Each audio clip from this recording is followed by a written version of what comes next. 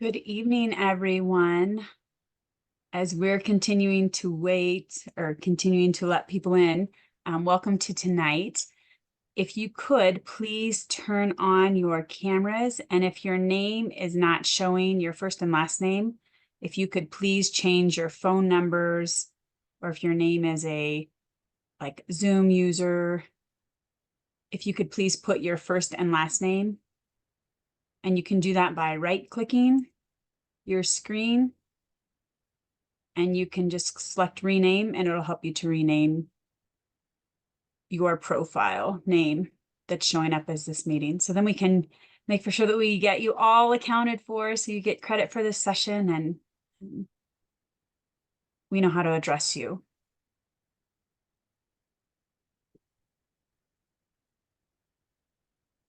So Melissa, would you like me to go ahead and start with the bio? Okay, Lovies, I need you to go out. You're gonna have to give Mom a minute. Go and ask Grace. Okay, so tonight we are so pleased to be with you and I'm excited to have the chance to introduce our guest speaker, as I'm sure you're probably all very excited as I am, get Holly Van Wieren. Holly has been teaching for over 40 years and she holds a master's degree. Excuse me, I'm going to shut my door. My 4-year-old decided to come in and join us. Okay, excuse me. There we go.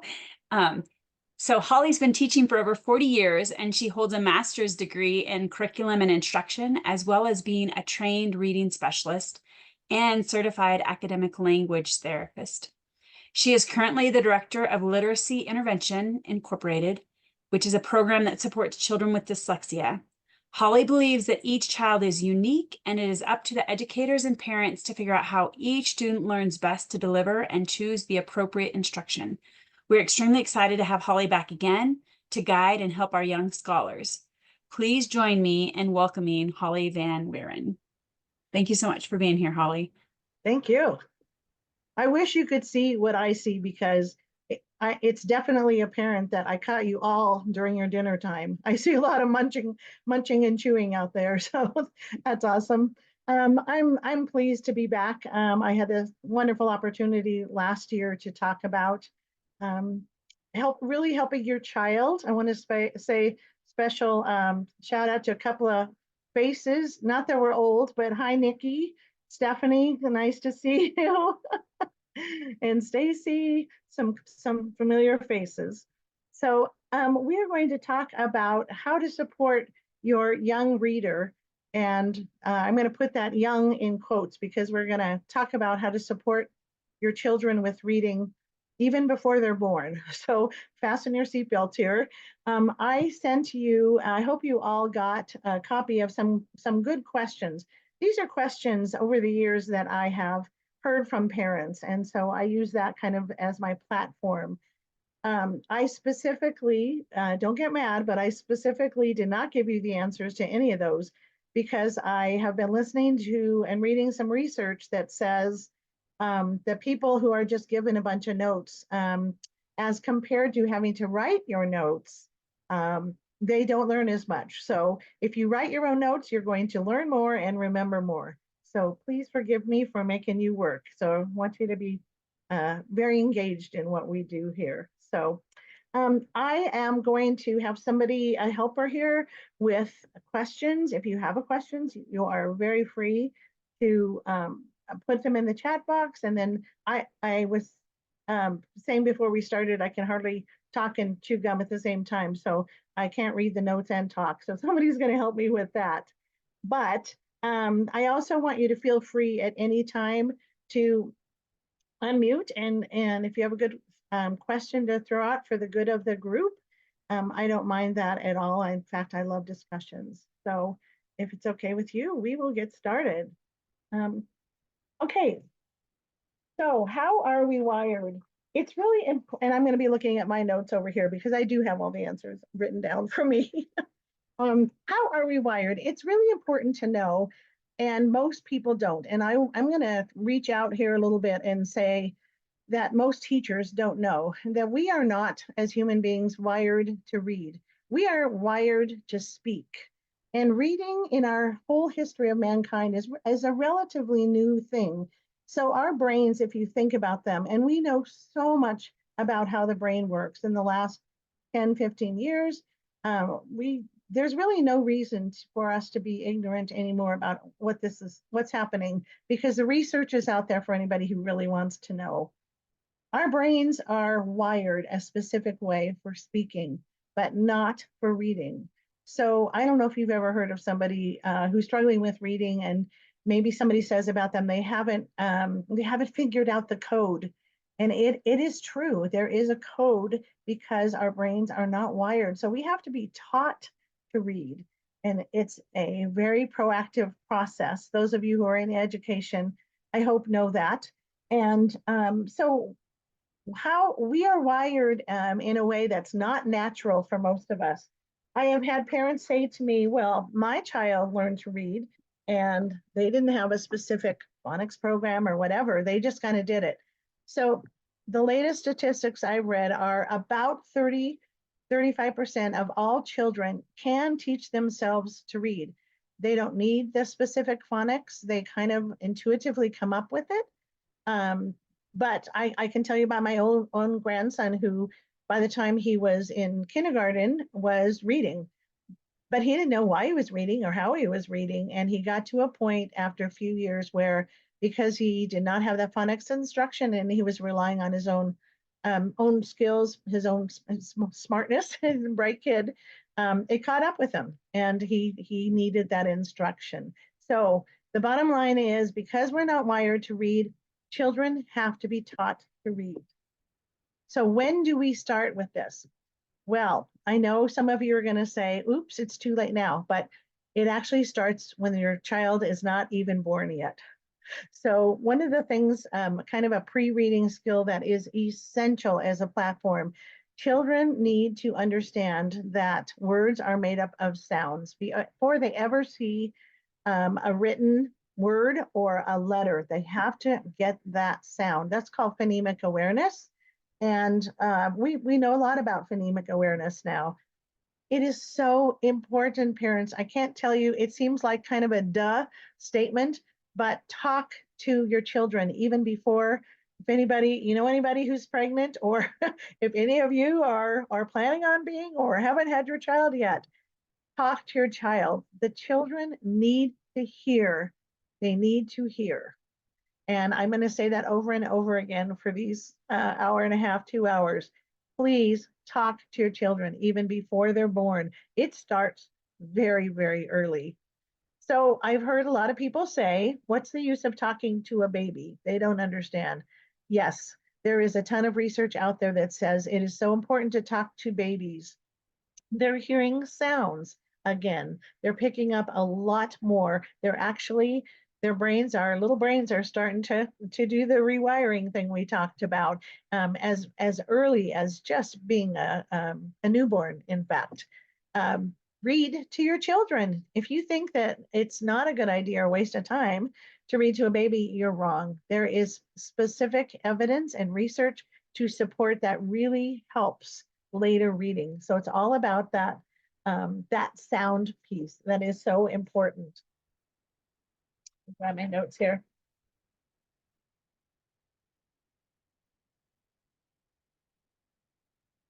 So the starting point of reading really is that sound. So what can we do to really get that going? Um, so language comprehension is what happens when people talk. So again, start talking before your child is even born. So I'm expecting that most of you don't have newborns, and maybe you're not pregnant right now, so it's not too late. So don't fear. Um, for when children are learning, before they ever learn to read, they need to know that the sounds are the pieces that make up words. And so what you can do at home, start reading to your child. Don't ever assume that they are either too young, and I'm going to throw in, nor too old to read to. There is a pretty famous author. He's been around a while. His name is Jim Trelease, and he's written a wonderful book. It's been out for years now, but it's about the advantage and the significance of reading aloud to your children, all that happens in a child's brain and all that happens with them in terms of breaking the code of reading. So do that. Some things that you can do. Some of these I learned when I taught for years at TCA, which is the Classical Academy. It's a big charter school in the district, and I was there for 17 years or so. And a lot of this I learned from them. It was kind of all encompassed in their classical approach. So I'm stealing good ideas from other people. Have a night where it's a family reading night. So that means everybody in your family, no matter what their age, how young or old, have a night where everybody is reading. And that means parents. So parents, instead of trying to monitor your child or children in their reading, really try to get into your own world. What we're doing is we're modeling for our children the importance and the enjoyment of reading. So having a reading night once a week, once a month, you can connect it with a family ice cream Sunday night or something too. But children need to see from parents. You are always, you know this, you are always modeling for your children. So let them see the importance of that. And also talk to your children about what you're reading. Hopefully it's appropriate to talk about with your children, so watch that. But your children need to know that you love to read and and share with them about, wow, I read this really cool thing in my book today. Or if it's an enjoyable novel, wow, I'm really enjoying this book. It's about just something so that kids pick up that idea. Another idea is just very simple is have books all over your house. In fact, your child would really benefit from having his own bookshelf and having his books or her books right there next to the bed or something in their own books on their own bookshelf. Again, we're trying to really show them and model for them the importance of books and the importance of reading. I love this idea about having, well, first of all, I will say this. I love the idea of families actually having dinner together. I don't know how prevalent that is anymore. Maybe that's a novel idea. I know that we are busy with soccer and you name it. We are busy people and we keep our kids busy as well. Really try as many nights as you can to have dinner together as a family and have a question of the day. So I wrote down just some kind of fun ones. We used to just do high low. Tell me each child tell me the best thing that happened today. Tell me the thing that was the most difficult today. Just trying to get conversation going. So you could do things like if you had a superpower for a day, what would it be and why? If you were invisible for a day, how would you spend your day? I get some very interesting responses for that one. What are two things you could do to help other people? Wow. Wouldn't that be great for our kids to be thinking in that direction? What three words best describe your personality, child? And why did you pick those words? And there is a plethora of ideas online for family questions or good questions for children or whatever. But again, you're getting that conversation going. So the kids are hearing your phrasing, your vocabulary. So maybe try to use some vocabulary that they might not hear. They're also children are outside of learning. Step outside of that a little bit. Your children are learning that they don't get to talk whenever they feel like it. They don't get to interrupt whenever they feel like it. They're not the only person that gets to talk. They're not maybe the most important person that gets to talk in the family. So they learn to take turns and also teach them during this discussion time how to ask thoughtful questions of each other.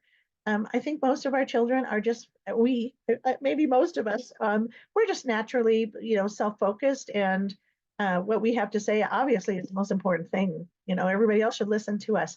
So you can use these dinner conversations to really encourage your children to listen and ask good questions of each other.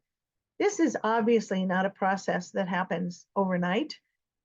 Please don't get discouraged if you try it one night and say, "Well, that was a bust. So that didn't work at all. Just keep at it, really keep at it.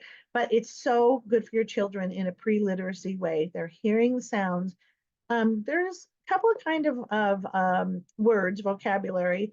We're going to talk a little bit about that, but I'll throw this out quickly. There's something called academic vocabulary. If you wrote a paper, a formal paper, you would use words that you would not use in your conversation with your child or your husband or your wife. So, what you purposefully can do is add into your conversation a new vocabulary words. Hey, kids, do you know what this means? I teach a program called Take Flight, and the kids have to read these, they're called rap pages, but um, they're practicing a spelling pattern or a sound pattern. And so many times the kids will say, what does that mean? What does that mean?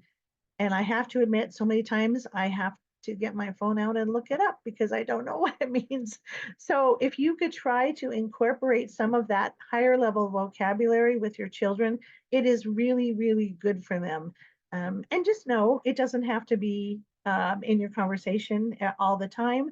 But if you're introducing a vocabulary word, you would be surprised how often the kids will then say, that's just like you were just telling me about that word. And they come across it and they try to use it. Super good for kids. Let's see. Um, so well, let's talk a little bit about the library. I hope that's not an archaic thing. I hope they're going to be around forever. But please, if you can, along with scheduling all the soccer and the dentist appointments and everything that busies your life, try to find time to get to the library. Weekly would be optimal. Once you're at the library, I'm really encouraging you to be engaged in this process. A lot of parents very understandably let their child go to the library, find their books, but I'm asking you to take a little bit more proactive approach to that. There's a lot of good stuff at the library, and there's a lot of stuff that you might not want your child to be reading. Here's what I equivocate it to. So this is what it's like. It's like eating food, and this is, you've probably heard this before. There are good books that are healthy for your child's mind at the library, like healthy food. And there is junk out there at the library too. So I would just caution you to really walk along with your child and talk about what kind of books would be good for your child. What kind of lessons do you want your child to learn from what they're reading? But please make it a priority if you can to get to the library and make that a real experience.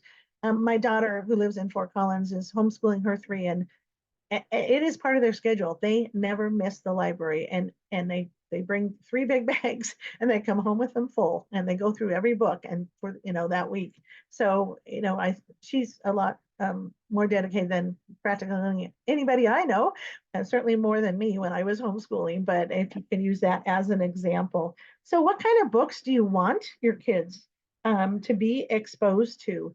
Well, you want some of that vocabulary. Okay, there are some books that are just, you can just flip through them and they have rich vocabulary, beautiful illustrations. That's a thing that children are naturally drawn to. So, an appreciation for beauty. I love the word wonder. There are some books that just create a sense of wonder in your child. Those are books that are like eating health food. They're really good and they're so enjoyable for the whole family to experience together. You want wholesome language and wholesome themes. And I'm not going to tell you what those are. You need to decide those. You're the parents. You get to decide what those are for your own children. But be careful. There are lots of things out there that I don't imagine that you would want your child to be eating from, that you don't want that book possibly in your own home. So be a part of deciding what that is. I always suggest books that have good over evil. That's a very good quality to have in a book, and kind of a nice quality for our students and our children to learn about. And then some varied genres. So I know some kids get stuck on the Magic Treehouse books, which I think are wonderful. But maybe this week we've done this for 6 weeks in a row. How about today we'll find something different? There are plenty of great authors out there, and encouraging your child, oh, that's great. Let's go over to this section where we'll find a different author or a different genre. So history books are really good for children. I love for kids to hear bios. Now, biographies sometimes are way too difficult for children to read. Here's a basic rule for you all. The level at which you read to your child is higher than what they can read themselves. Okay? That opens up the world to you as parents. You still have to be careful what you choose, but you can read a much more difficult book to your child and enjoyable that they would ever be able to read at their reading level. I think it's really important that kids read classic books. And here's what I mean by that. I don't mean Greek and Roman only. I mean books that have stood the test of time. They've been around a long time. Ramona Beverly Cleary and her Ramona books, for instance. There's a lot of good stuff out there that's just been around. They're good books, and they will continue to be around because they're classical in nature. Let's see.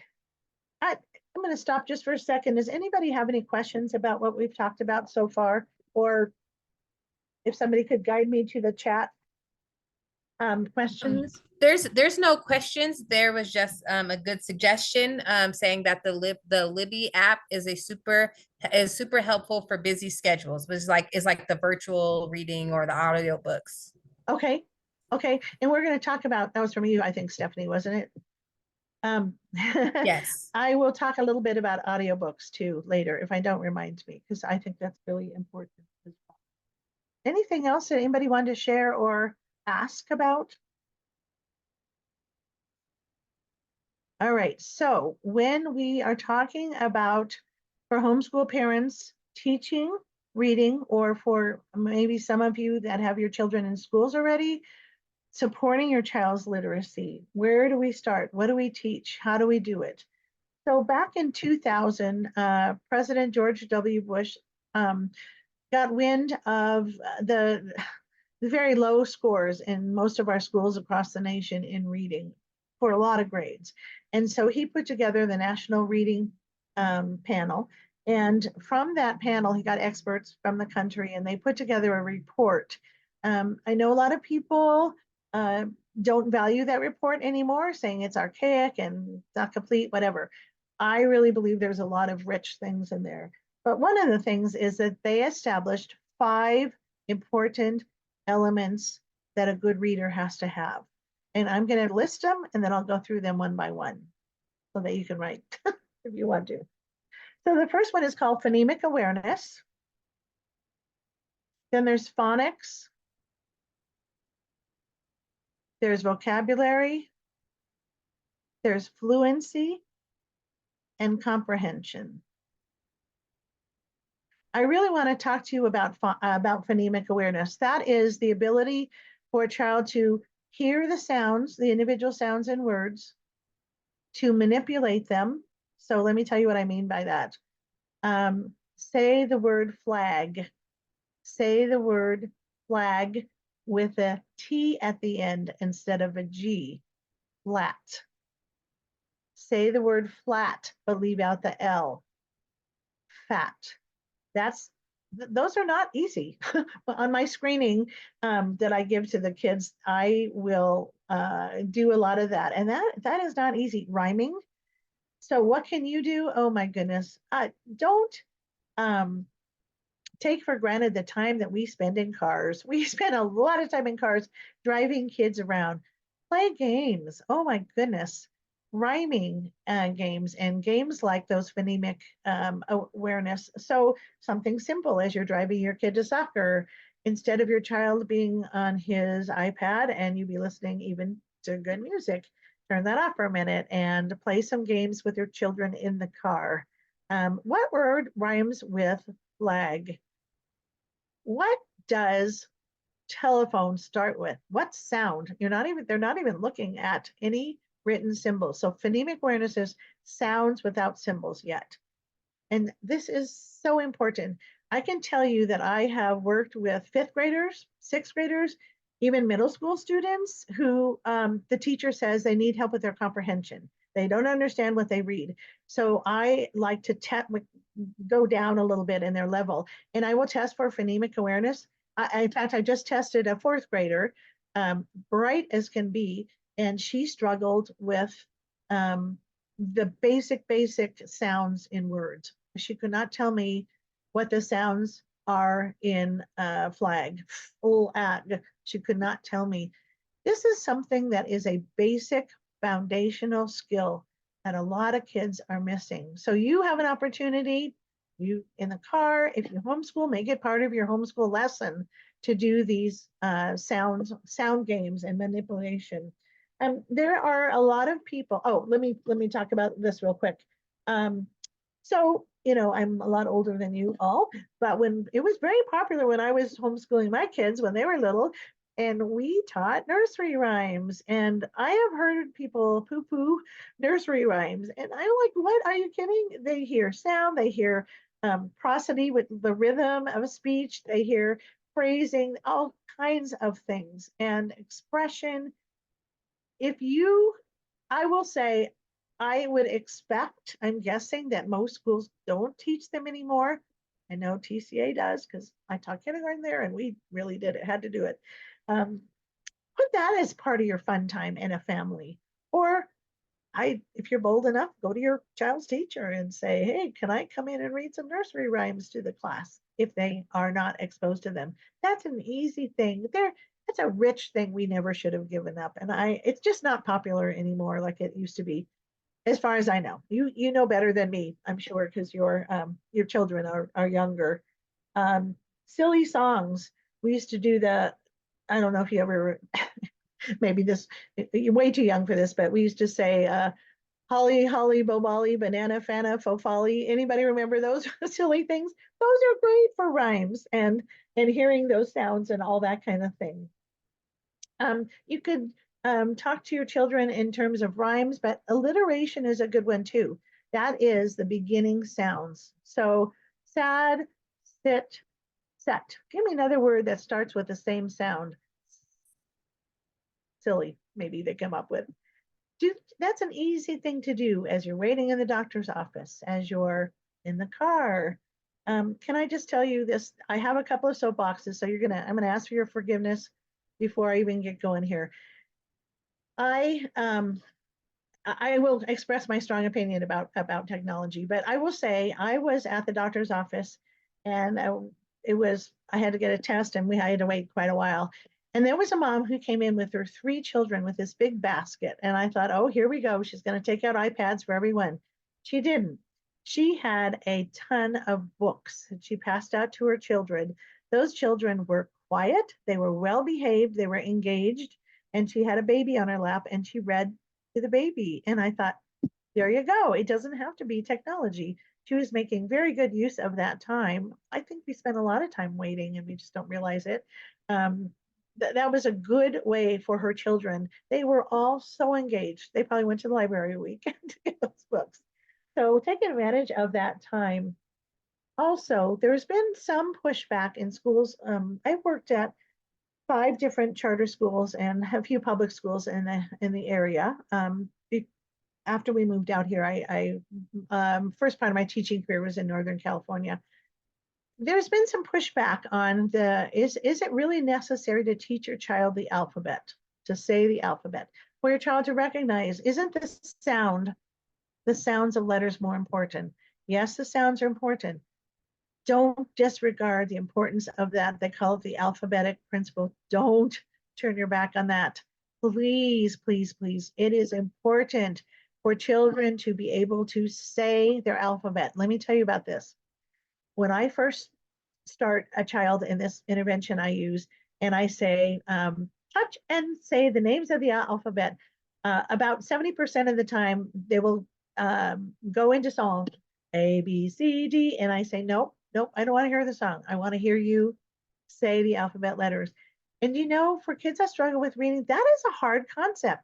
I do believe it's because they're not taught, maybe formally taught. They need to be taught singing the alphabet. So music is a different pathway to the brain. and they can sing it, but if I ask them to say it, they really struggle. Or if I say, point to B, point to Q, point to V, point to J, point to G, that's difficult. All you have to do is get or make a simple alphabet strip and spend a few minutes every day going over very simple thing. What's the first letter? What's the last letter? What are the two middle letters we teach them in this program? Um, can you just name a letter? Let's split the alphabet in half. Is D in the first part of the alphabet or the second part or the before half or after half? You can do those simple things. Research has proved that knowing the alphabet is so important. Even before attaching sounds to each letter, it is really important. And please don't assume that these things are just for the young reader. I'm going to tell you that there are many children that I've worked with who are older, who are missing these basic foundational skills. It's not their fault. They haven't been taught and they need to be formally taught. But that's where you can come in as parents. They're going to listen to you, at least for a while, right? Hopefully. So don't disregard the importance of teaching them the alphabet. I talked a little bit about that vocabulary, but be sure to every once in a while, just for fun, sprinkle a new word in. You know, today I read a word and it's this word and it means, and then use it. And then see if your kids can tell you about it and maybe have them use it in a sentence. I get a real kick out of kids.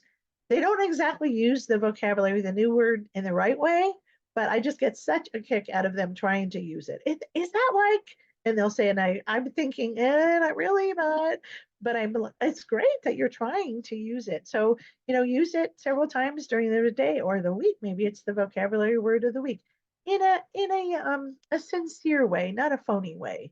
Let me throw that out because I can think the kids will kind of see through that. So after your kids really know their sorry, let me back up a little bit. When you read to your children, another thing that is a very easy to do. As you read a book, open the book so they can see it. So they're sitting in your lap or next to you. Use your finger to point to the words as you read. They're developing some basic concepts of reading, which is we read from left to right, the direction we read and write. They can see how your voice goes with the word that you're reading as you point to each one. They can see how you hold a book. They can look at a front cover. You can tell them about a title page. You can talk about some elements like who are the characters and where does this take place? We have a big word for that. It's called setting. And what is the plot? What is a plot? Maybe they know already. Maybe they need to be taught. And as you go through books, research says that although reading to your child is amazing and has fantastic benefits, we need to take it a step further. This step is after you read a few pages, stop and talk about what you've read with a child. So there's open questions and there's closed questions. For little ones who are very literal, you can ask a very closed, there's only one answer. So what is the name of that little girl that always wears a red cape and visiting her grandma? Oh yeah, her name is Little Red Riding Hood. An open question, though, is one where the child has to think more deeply. What would you have done if, whatever, if the wolf had come to your house? What would you have done if you saw a wolf in the forest? What is your favorite character? Which character in this book do you think is most like you and why? So talking about the book makes the learning and the reading to the child an even more rich experience. So those think in terms of, the young ones it's easier for them to do those literal things, but they're not too young for you to train them in those open questions as well.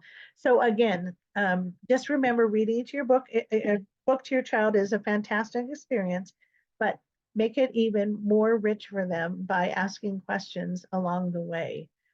For those children who really want to and are able to read some of it, but it might be too overwhelming to read a whole book, trade off.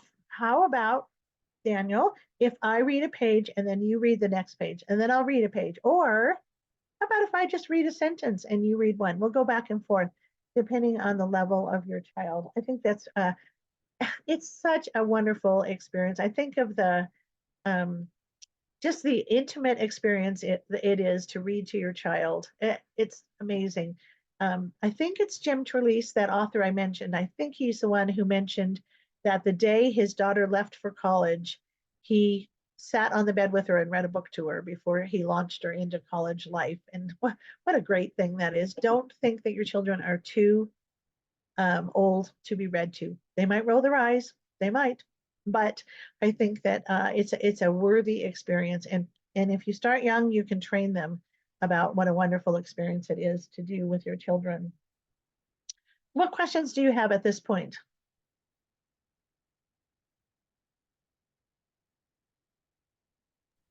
So far, there's no questions in the chat, but if you guys have questions, you guys can either unmute or you guys can put it in the chat. Anybody want brave enough to unmute? Okay. You already know all this. You're so smart. Okay, how do I make sure my child is getting what he or she needs at school as far as reading instruction? Whew, okay, this is where I'm going to get in some hot water, I'm pretty sure. Number one, visit your child's classroom. Okay, this is really important. What you know, you've heard this, I'm sure, but one of the benefits that we had no idea about from COVID was the parents actually got a peek into what is going on in their child's classroom. Who knew, right? But this was a fantastic peek into what was going on. And some parents were quite shocked to see what was going on and what was being taught and how it was being taught. It's always a good idea.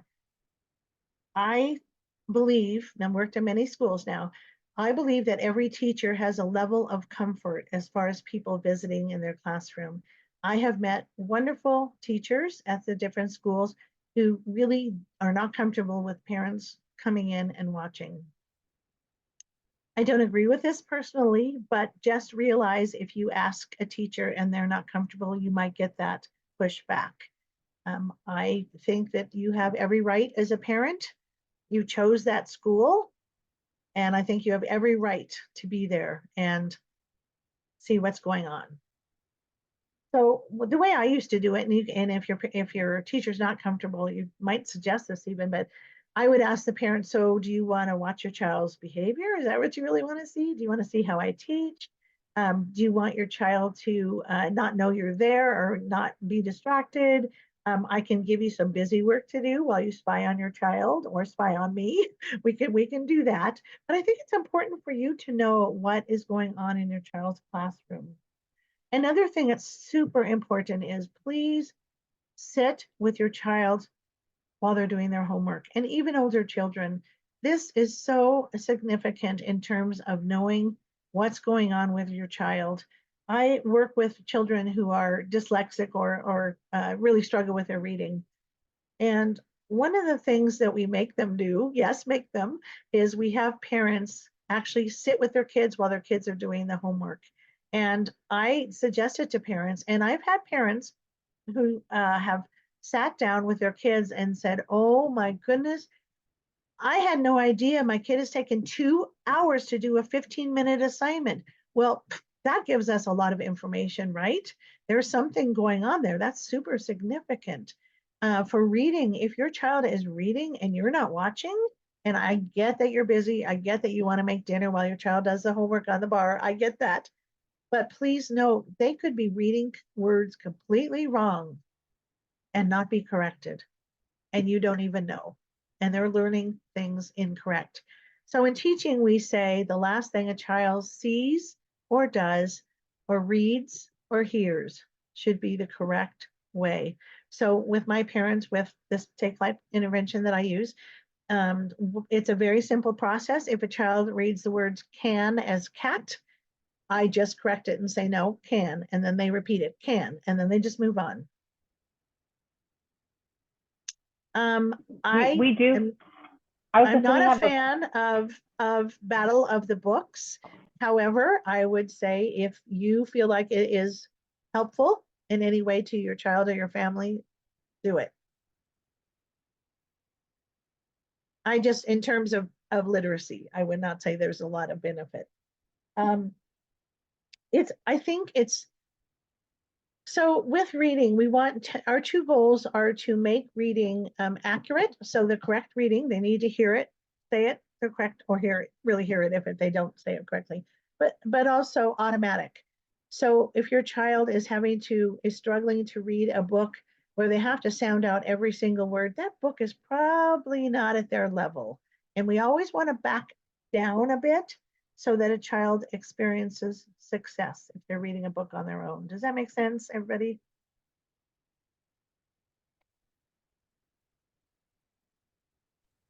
I had a So how do you know question. if they're getting what they need? Well, let me talk to you about a couple of things, and I'm going to get a little teacher nerdy here.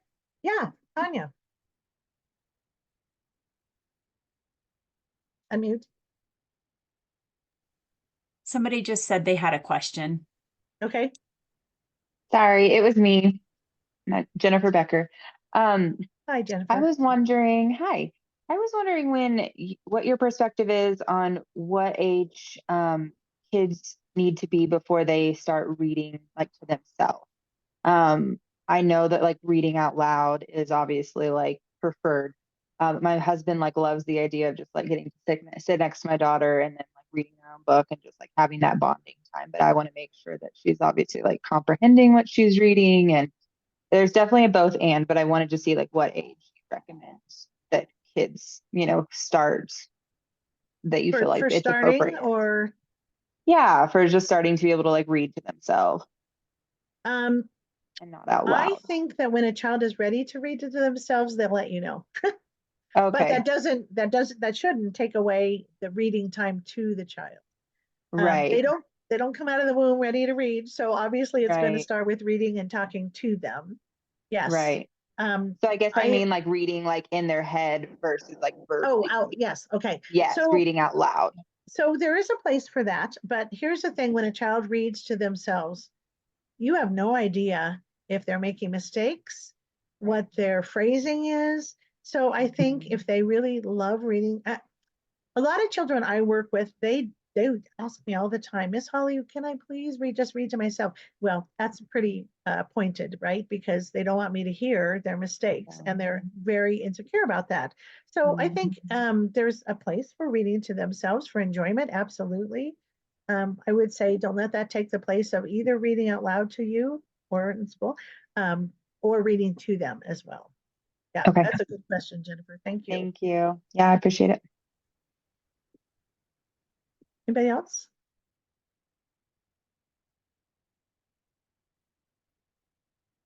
Okay, so I'm going to throw some nerdy terms out for you. I just listened to this podcast, so I'm all hot and bothered and excited about it. So, so there is something called the reading wars. It's been going on 100 years, and it is the idea that there are basically two different strategies to teaching reading. One is strategy. We used to call it whole language. It has other names now. And it is the idea that if you expose a child to books, eventually they'll learn how to read. That was one. The other one is this approach of phonics, which is children's brains are not wired to read. You cannot just let them be. You have to very proactively teach them phonics. You have to teach them the skills to break the code. So this has been going on for a long, long time. For a long time, there has been research that supports the phonics. And it was highlighted yet again in about 2000 with the National Reading Panel. I just listened to this. It's an investigative reporter, and she reported that there were some people who did not politically like President Bush. Some teachers, they did not agree and with his politics, and so they refused to adopt the results of the National Reading Council. So I'm going to just throw this out. You can tell I'm a little opinionated, but I think that was absolutely ridiculous because they put their own desires and opinions over the needs of the children. We are in education. We're about the children. We parents, we're about the children. We don't, we are not supposed to be, and we should not be about our own agendas. So little soapbox there. We've known about this research for a long time that supports phonics. So the question is, why in the world is phonics not taught everywhere? That's such an interesting thing to me. It's intriguing. So one thought is that phonics is old-fashioned and boring. I can tell you, Stephanie B here, her child is doing our program, and it is rote and it is repetitive ad nauseum. I mean, it is. It's what these children need, but it's not. It's not bells and whistles. It's not. But it's not what these children need. So there was a whole bunch of people, a whole opinion that phonics is boring, and exposing a child to exciting books and novels and newspapers and whatever is much more fun and exciting. The problem is it doesn't teach them how to read. So I heard somebody say it's like putting a child in a car or in a garage and saying, okay, now you're exposed to the car. Can you figure out everything about the car and become a car? It's kind of silly in that way. And yet we have advocates, really strong advocates across the country at schools who don't believe in phonics. So one of the things that happened over the history since the National Reading Panel happened, some of the teachers said, okay, well, I'm not going to give up what was then called whole language, exposing the child, but I'm not going to call it whole language. I'm going to call it guided reading now. And we're going to sprinkle some phonics in there. And so this reporter was saying, what they said is, we're going to sprinkle it in like it was salt. We're just going to sprinkle some in. And there was a child that was really struggling in reading, and this reporter and interviewed her. And she said, I don't know how to, my mom had to take me to a special tutor because I didn't learn it in school. And so then the reporter went to the teacher and said, so why don't you teach phonics? And she said, well, we do. That child must have been absent that day. Well, we cannot teach phonics one day, right? It has to be part of our curriculum every single day. So there's this whole discussion about why aren't teachers teaching phonics? This is very, very subtle in my mind. I've looked at several different reading programs. They look so good at first glance. They look so good. And yet, if you look just a little bit farther, there is not a systematic phonics instruction. And yes, 30% of those kids might need it, but what about the other 70%, right? What do they need?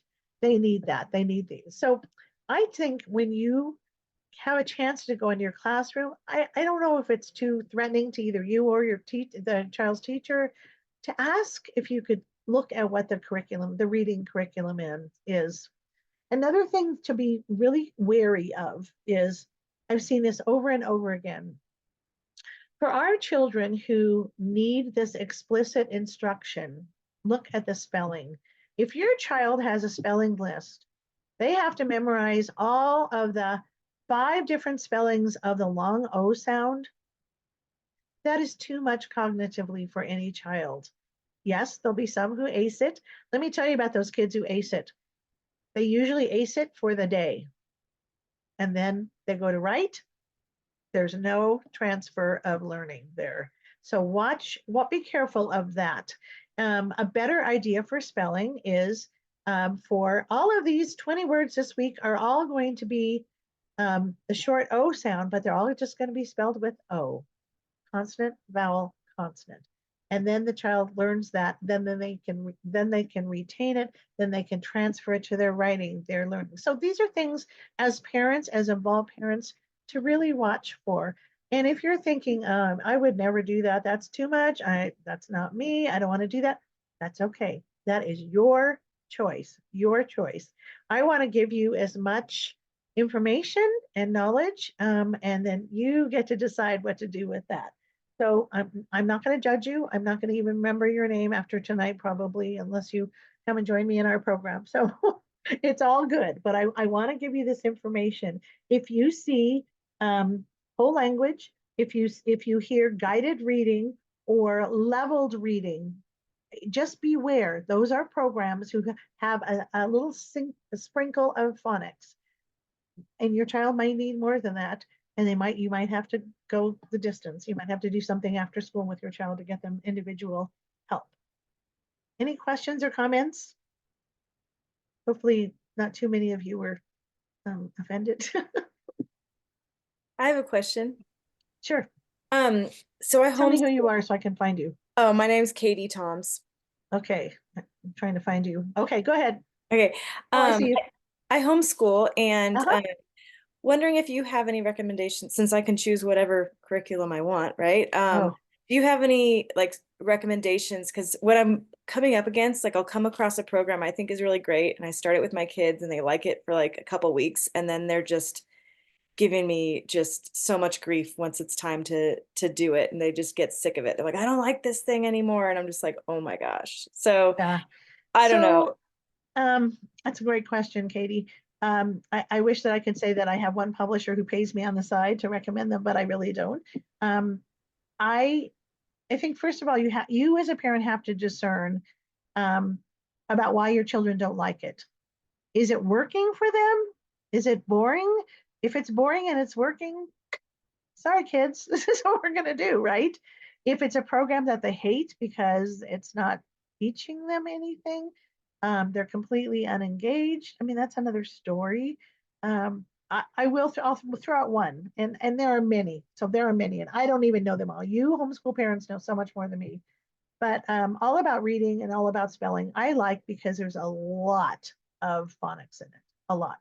Please know I'm not getting a special kickback from them, but I know it's a good program. My daughter uses it, and I've used it, so I'm familiar with it. There are many, but really you want that phonics. That's the biggest thing. Does that help at all? I would also look at, do they do spelling lists? Okay, yeah.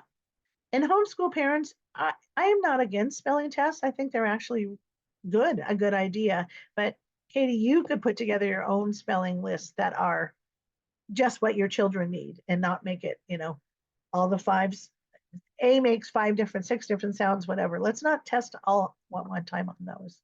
Yeah.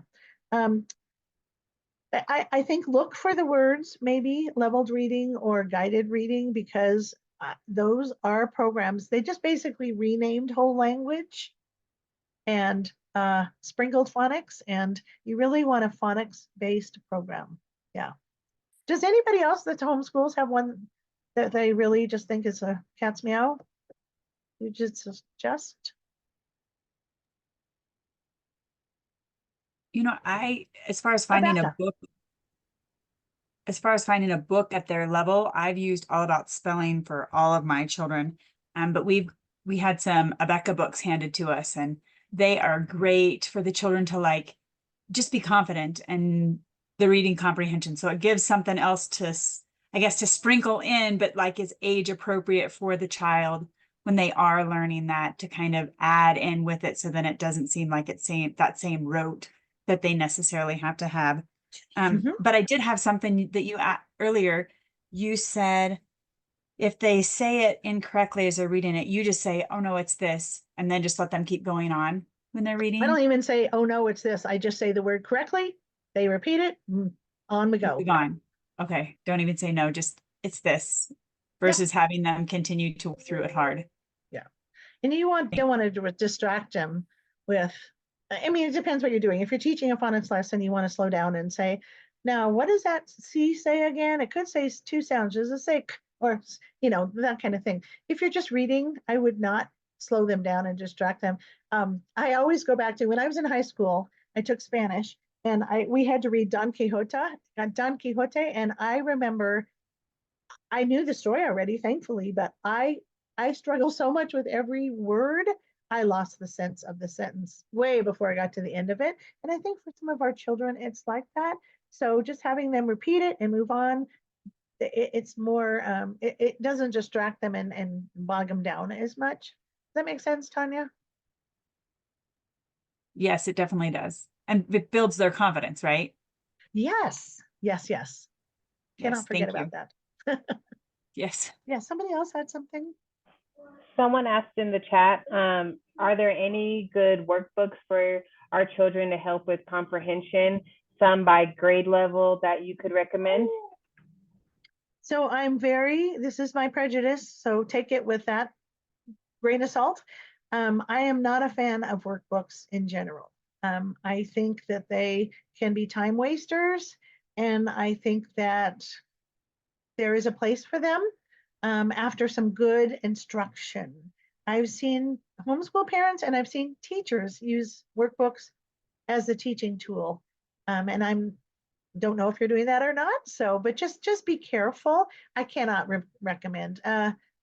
No, I won't even go there because I think it's too easy as instructors to put a workbook in front of somebody, a child, and I'm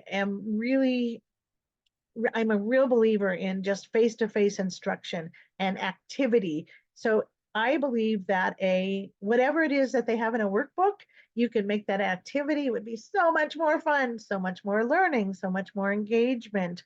Even drawing on a whiteboard is more engaging, I believe, than a workbook.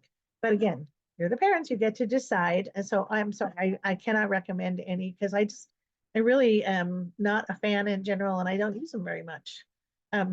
We have homework with this intervention that I use, and it's a lot of writing and a lot of stuff they have to do, but it's not like a workbook. So just be careful in the way that you use workbooks, I would say. Somebody else? Just a comment that someone said that they use the workbooks that they have as great foundation for them that like read, like, so they don't actually like use them, but they have them like read it. So as a practice for reading, yeah, I would say a book would be better. So when you choose books for your child, especially emergent, the beginning readers, or especially anybody who struggles, please look for one that is controlled in terms of the kinds of words. I can recommend these books to you. They're called High Noon books, and they are really high interest, but a lower reading level. So children who might struggle or emergent reading, they can read them and they can feel confident, but they're higher interest. They're not they're a step up from Bob books, let's say, quite a bit. And they have a bunch of them that you can read. And I do use those with some of my private students. Someone said, how do you know much about Orphan Glitzenham, or would you recommend it? Orton Gillingham. That was really good, Charisse, by the way. Nice one. Thanks, no, I'm serious. That's a mouthful. Orton Gillingham. So Orton Gillingham were two, oh gosh, one was a pediatrician, one was a medical person, I think, several years ago. And they came up with kind of a methodology, if you will. And we can, just a second. Can I kind of put a pause in that one and we'll get to that one because that's a super good question. Whoever asked it, remind me because I don't want to go away from that, but I want to get to it just in a little bit here. What else, Sharice? Was there another one? I saw something about connection of writing and reading. Yes, and is there a connection to reading and writing? My first grader starting to show huge interest in writing. She's already journaling before bed. I feel like she does okay with reading, but she struggles with fluent words. So there's a couple of thoughts here too. For a long time, when I first started teaching a million years ago, it was very acceptable to have kids do what we call invented spelling. And so they would just try to sound it out. It didn't matter if it was correct. The important thing was getting the thought out. Yes, there is truth to that. However, what you're teaching and what you're allowing is, remember I said the last thing they should see or hear or read should be the correct way. So here's a child reading his own work and it's incorrectly spelled. That's the only caution I have. I would rather have a child write and with an adult nearby, and have the child ask every other word, how do you spell this, mom? How do you spell this? I would rather have that because they were writing correctly. Here's the trick with kids who struggle with reading. They're usually amazingly smart. This is one of the reasons I love working with them. They're so smart and they have such great personalities. Not that yours don't, everybody, but I love these kids. So when they go to write, they've got these fantastic things. Oh my goodness, their thoughts, or I always say they have big thoughts. They will tell you these amazing higher level thinking ideas, and it's just incredible. And then they go to write them and they intuitively know without anybody telling them they cannot spell all the words that they just said, all these big, beautiful words and thoughts. And so what do? They put the very simplest sentence, the shortest, the easiest words, the shortest words that are easy to spell, and it is a mystery to whoever reads it that this kid is so smart because they're not able to get it out. And it's amazing that these kids can, I mean, nobody tells them that. And I don't even think they probably consciously can put that into words, but that I've seen that happen.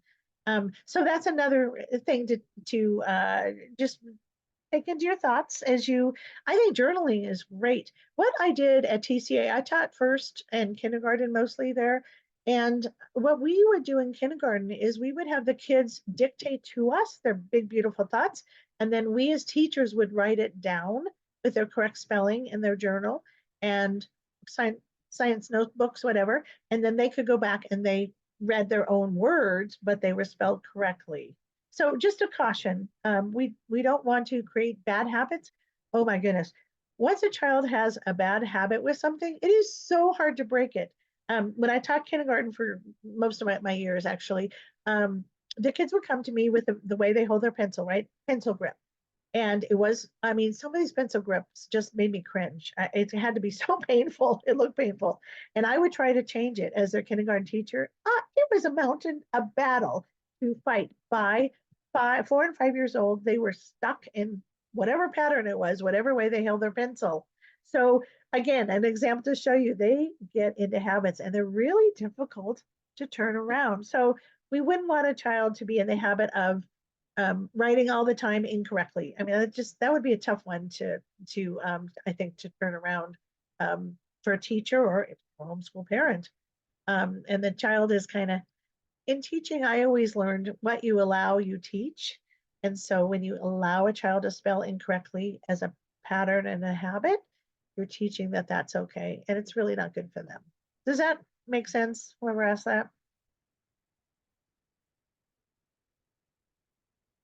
Most of the time, when I see kids that struggle with reading, they will struggle with spelling and writing. Yeah, most of the time. Somebody else had something, I think.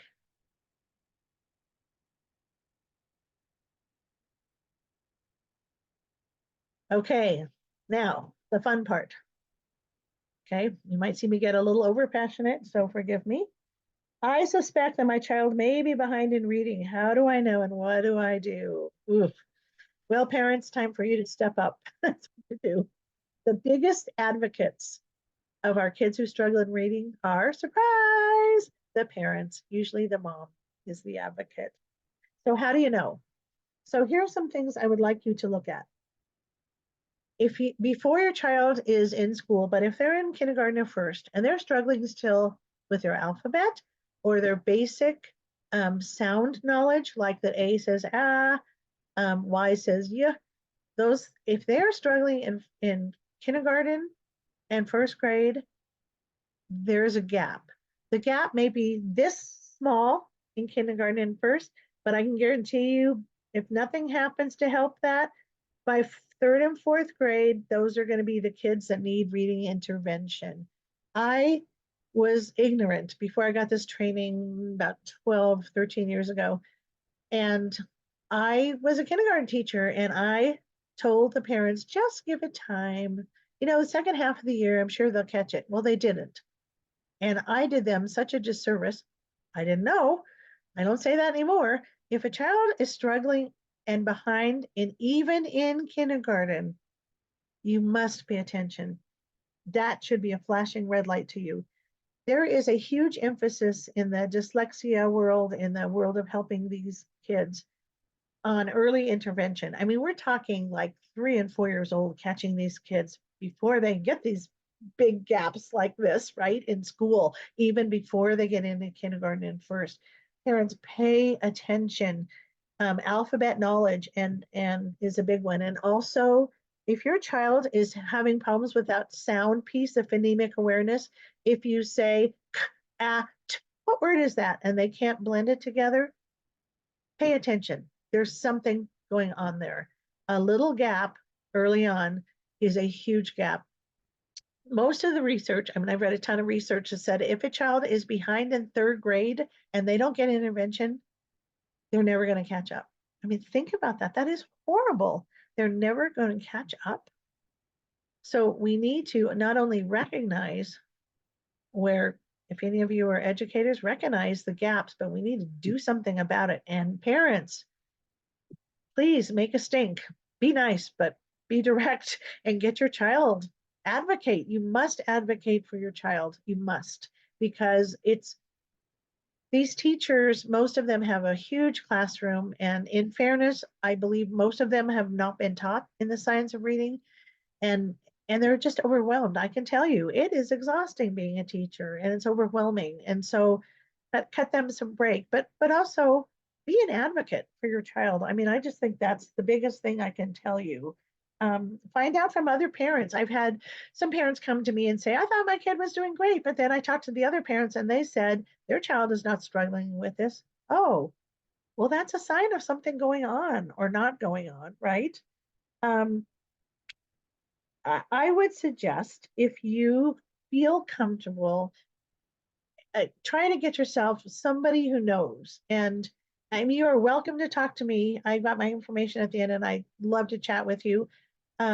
But somebody, your reading specialist at your school, there are plans that can be put in place, and I'm not telling you to be obnoxious, so please don't do that. But if your child needs a 504 because they have a dyslexic evaluation, they have a right to that, and you have a right to insist that. So I'm a former, I mean, I'm a teacher at heart, so I'm not telling you to come to and wave your finger in my face, but please be the advocate that your child needs. Every child who struggles needs somebody who will go to bat for them. So how do you know? I have talked to so many parents, so many moms really, who have said, I just had this gut feeling. I had this gut feeling since kindergarten or preschool that my child was just not able to catch the concepts that were being taught, or it took more repetitions, or they're behind their peers. I will tell you, there's research that says that a 1st grader knows when he's behind his peers. A 1st grader knows that. So we need to pay attention. We really need to pay attention.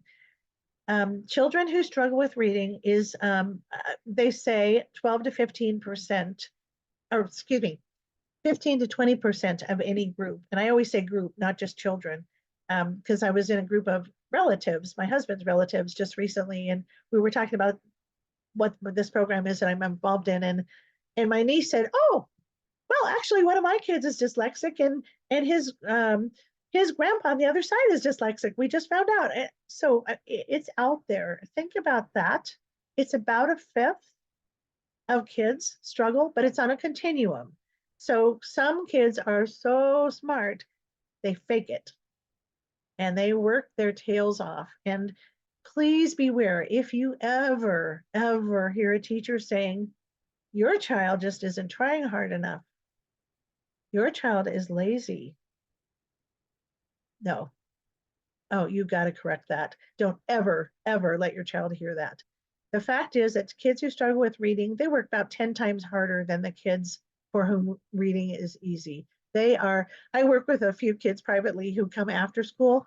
They are exhausted. They have put so much effort into reading at school. They are exhausted. I have another friend who is a private therapist, and always during the phonemic awareness time, the sounds time of the lesson, one student gets up and always has to go to the bathroom, and he's always done when that last part of the lesson is over. And I said, oh my gosh, I mean, he's giving us a message here, right? He's super insecure and uncomfortable with sounds. He's the one that should be having his bottom in that chair for the whole lesson because he needs it. So I worked with a lovely young lady, fourth grade at the time, and her mom said she was such a poor reader. Every morning they went to work, she would make herself sick to her stomach. Can you imagine what goes on in a child's brain for that to happen? So, we need to be advocates. We need to listen to our children. And even if somebody is, an educator is telling you that your child is just lazy or not trying hard enough, yeah, that's a sign to you that there's something more going on. And maybe they need a different educator. I don't know. But you have to be that positive voice. The thing that I see the very, very most, both on both sides. So both in a negative way, our kids who struggle with reading, their self-esteem is terrible. They, oh, I will screen some kids. They'll say, Miss Holly, I can't read. I can't spell. And then I can't. The first thing I see after we start them on this intervention is, oh my gosh, I have such great stories of kids who have told me amazing things. Their confidence goes up. That's even before their skills go up, their confidence goes up. So I really want to put that out there to you. I know some of you may have kids you're wondering about. How do I know if my child is dyslexic? That is a $6 million question. So there's a couple of things you can do. You can research it yourself. I gave you a resource for the International Dyslexia Association. That's a fantastic site. They have this frequently asked questions kind of thing. Oh, it's really amazing. You can get on there and see if it sounds like your child fits that. If you want something more formal, which some parents don't want their kids labeled, some kids really appreciate the label because it helps them get help that their child needs. So there is something called a screening. I'm one. I'm not the only. There are many of us who do it. A screening. I give several assessments, and then I cannot tell you if a child is dyslexic, but I can tell you if they have dyslexic traits. Okay. If you want to get a formal evaluation, it can start with your pediatrician. Although parents have told me there's a lot of pediatricians who really don't know that much about dyslexia. So I don't know. A couple of places I know of, I know there's more. There's just two that I know of. One is Children's Hospital, and the other is called CLLC, Colorado Literacy and Learning Center. I will tell you they're expensive. They're a couple thousand. I don't know if anybody here has actually had their child go through that. Their screenings are less expensive, I can tell you that. I think they're really valuable if your child is in a school and you know he needs more support than he's getting from the classroom teacher. Having an evaluation from Children's or the CLLC it will really help you to advocate for a 504 plan, which is it's medically based, but they make a special recommendations, or to get to have a diagnosed with a learning disability. They can also get a plan in place. So some parents, they're divided on that kind of thing. It does not have the stigma, I don't think. Oh, Children's does not accept insurance. Well, that's a sad thing, I know. It's kind of a double-edged sword because I have a homeschool friend who is pretty sure her child is dyslexic and she's doing tutoring with me. But I asked her if she wanted evaluation or a screening. She said, no, I don't need it. I know she's probably, and that's fine. So it just depends on your own particular circumstances. What questions do you have about that? That's usually a kind of a hot topic.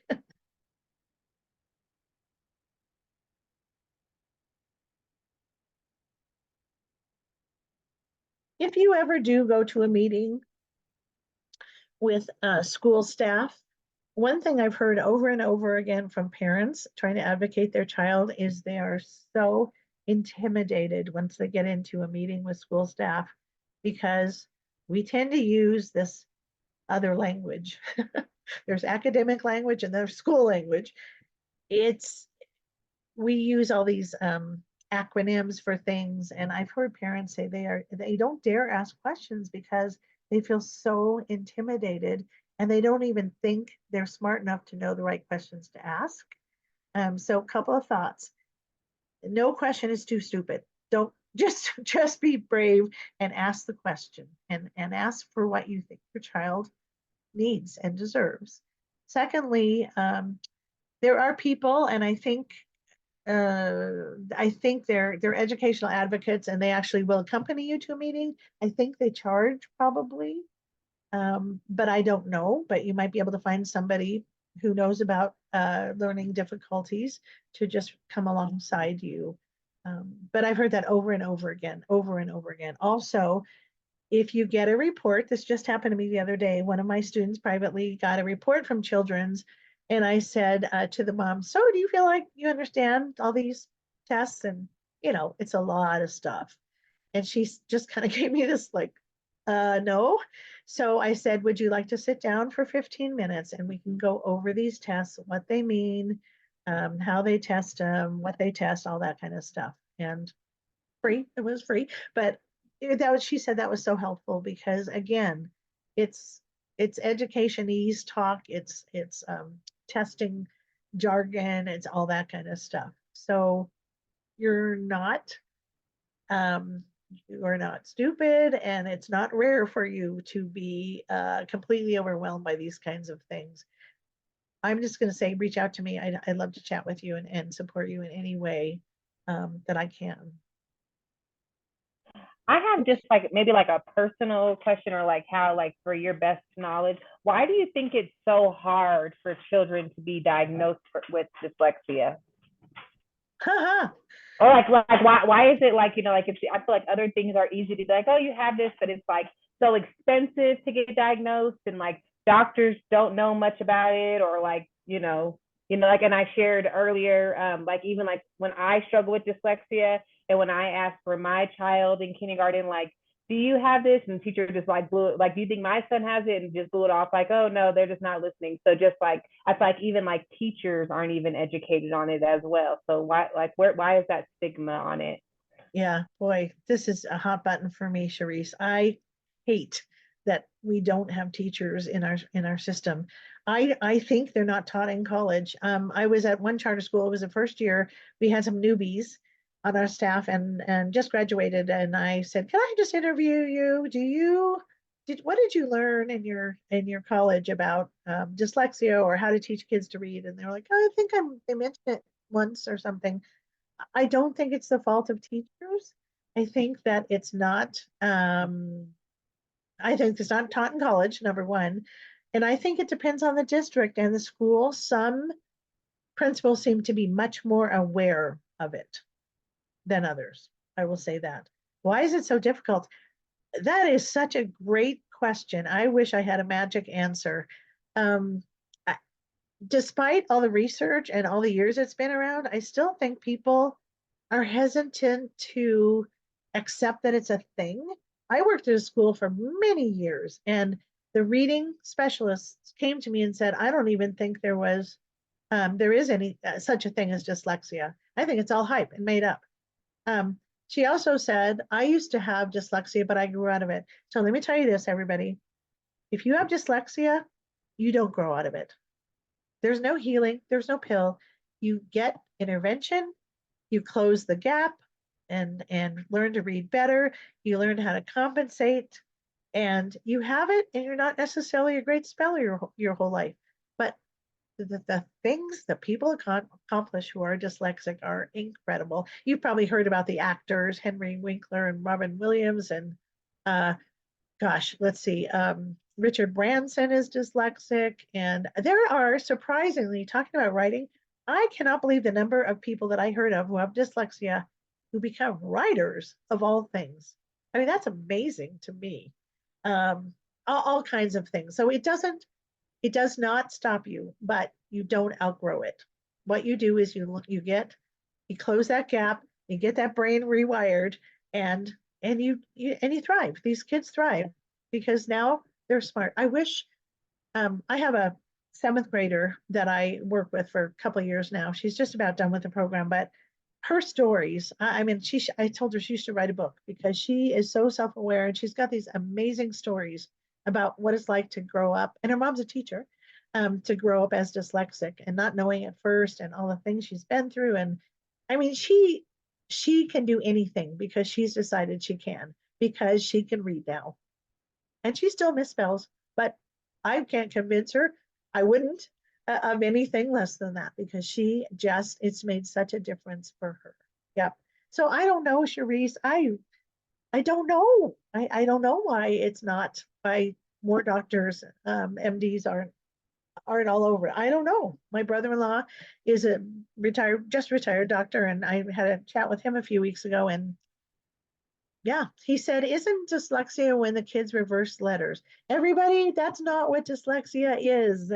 It is normal for children to reverse letters and numbers up until about 2nd grade. So if your 1st grader or kindergartners are reversing, I would say, oh, great, they're still learning. Okay, good on them. If you get to be 4th grade, there will be 3rd and 4th grade, there will be many more things that are happening or not happening than reversing letters. They'll struggle with things like decoding words. Yeah, that there's much more evidence. So yeah, I don't know. Maybe you can figure out group can figure out some way. Stephanie? Can I chime in on that? Stephanie's a teacher. So I'm a teacher, and I taught for a few years in Texas, and then I was a stay-at-home mom for a little bit, and I went back to teaching. And I didn't receive hardly any training on dyslexia. I didn't know how to recognize it at all until my son I started seeing some red flags with him, and when he was in preschool, like with the phonemic awareness was just not there at all. But it took, I don't know, 3 years from the time that we suspected something until the time that we finally were able to get some kind of intervention for him. Now we do the hybrid homeschool model. So we're at a private school. We don't have quite as many resources as the public school might have in that area. But when I taught in Texas, we actually did have quite a few resources for kids that had dyslexia. It is a different ball game here. And that's starting to change a little bit. D11 has implemented the Take Flight. I could be wrong, but I think that they have implemented that for struggling readers.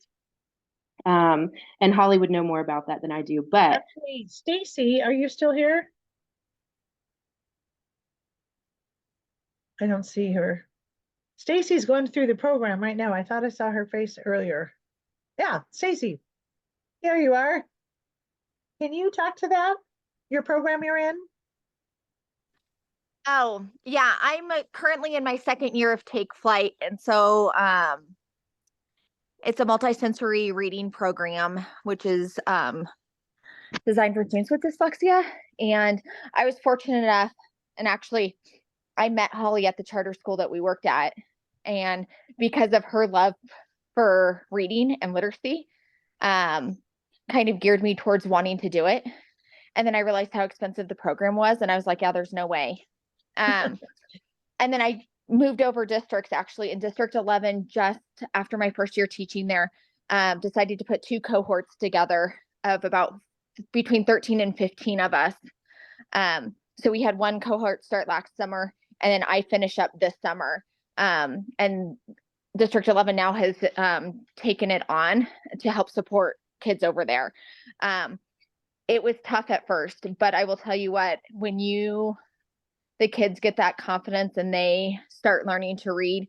I just started a 5th grader right before Christmas break, and so I've only been tutoring her for like 3.5 months, and she's already grown 1.5 years in reading.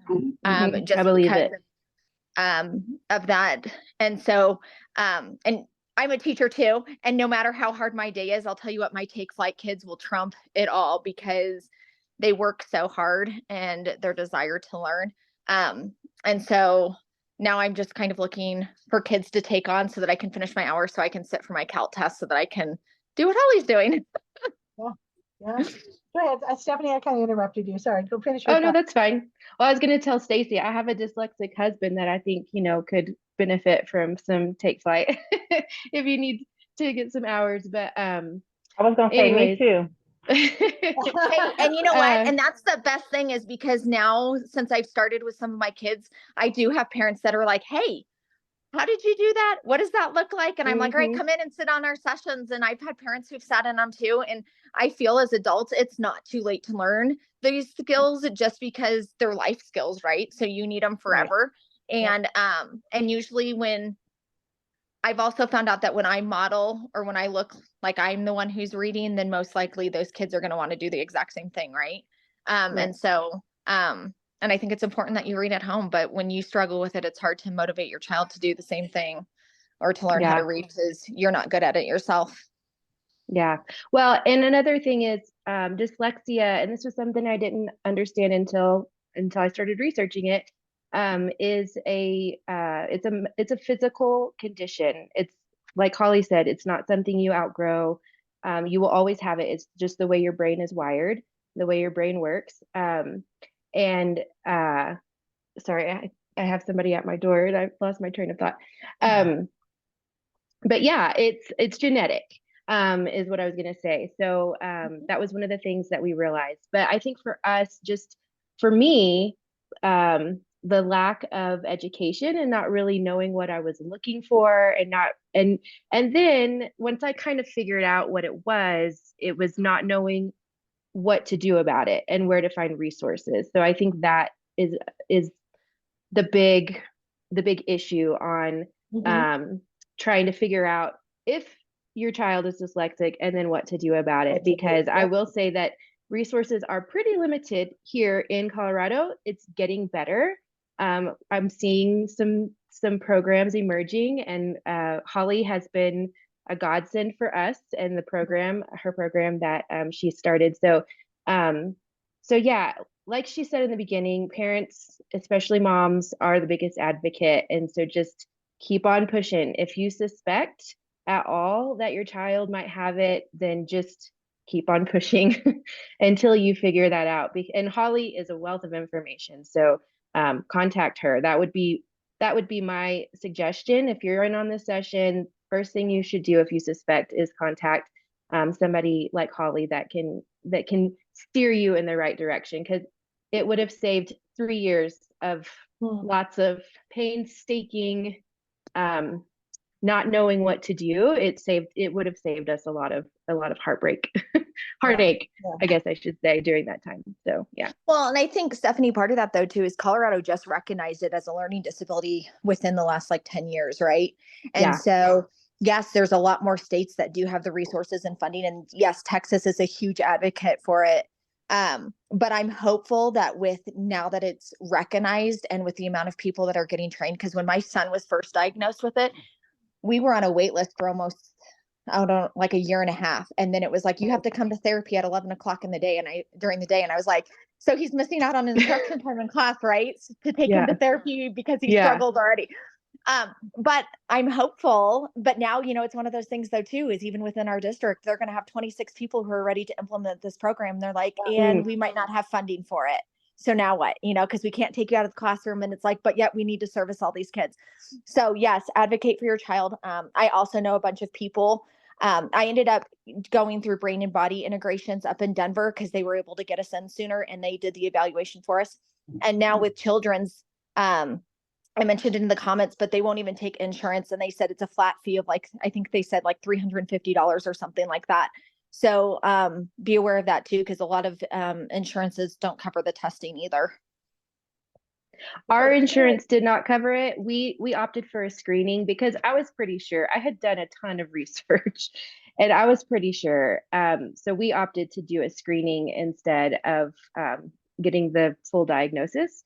But for me, it was just more of, I want to get him intervention. I want to get him help, and I just want him to be able to read.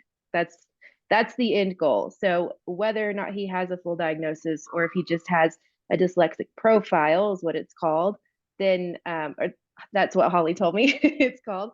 Then, you know, either way, it doesn't matter. As long as he's getting the intervention he needs, that's all that I'm concerned about. So, and everybody has different needs. So you might have different reasons or different things that you're looking forward to in the future. But yeah, for us, that's all we needed. So I will say this about children. I don't have any information on it, but one of my private students happened to call. She lost her insurance or changed insurance. And so she was going to have to pay a bunch. And she called insurance and she said that they waived it. And I don't know if that's a temporary thing or because she didn't hardly pay anything.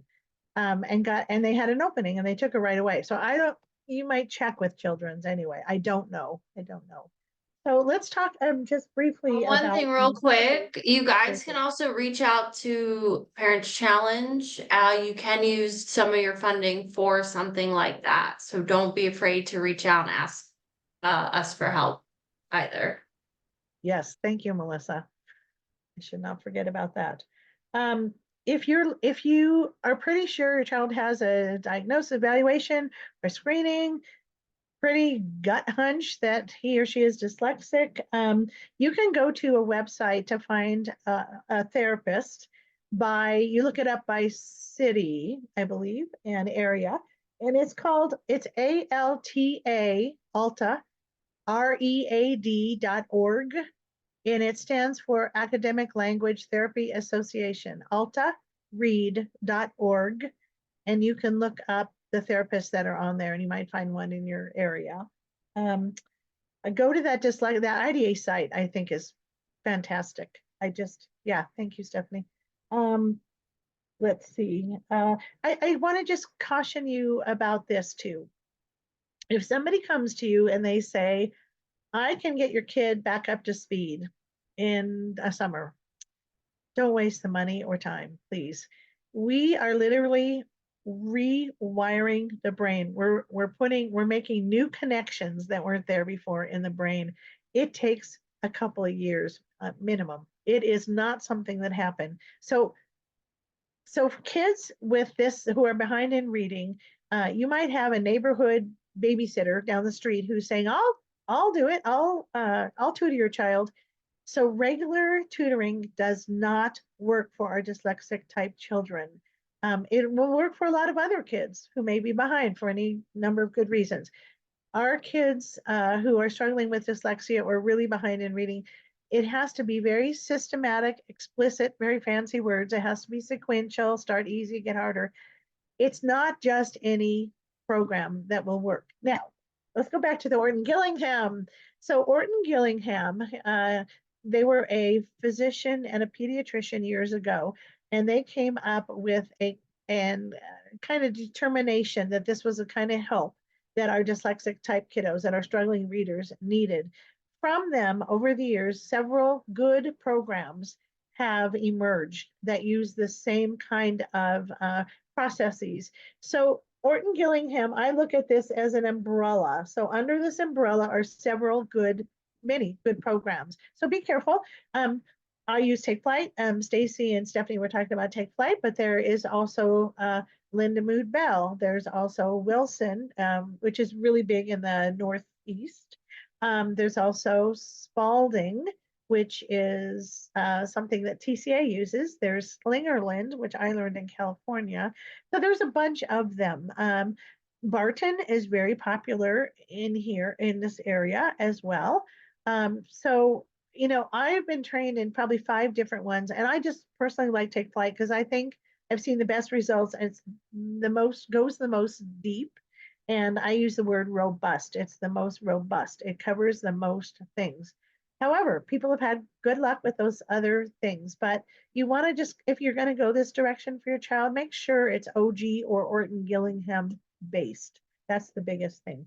And if you have questions, like I said, the IDA, the International Dyslexia Association website is a phenomenal resource. I think it's a great place for anybody to see research and how to find a therapist and what are the most common questions. How does dyslexia happen, interact with ADHD, or anything you could ask. I mean, it's an amazing resource for everybody.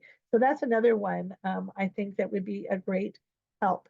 I'm going to tell you about my own our program, and I am going to have one more soapbox if you'll allow it before I do that. I want to talk about technology. So, all right, this is partly my age, maybe. There is, what was the last resource? Which one? Sorry, I saw that. Orton Gillingham? Is that what you're talking about? Maybe.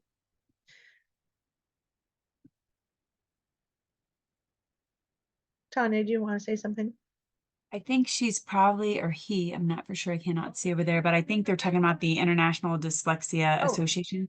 That's what she's talking about. It's on her Go ahead.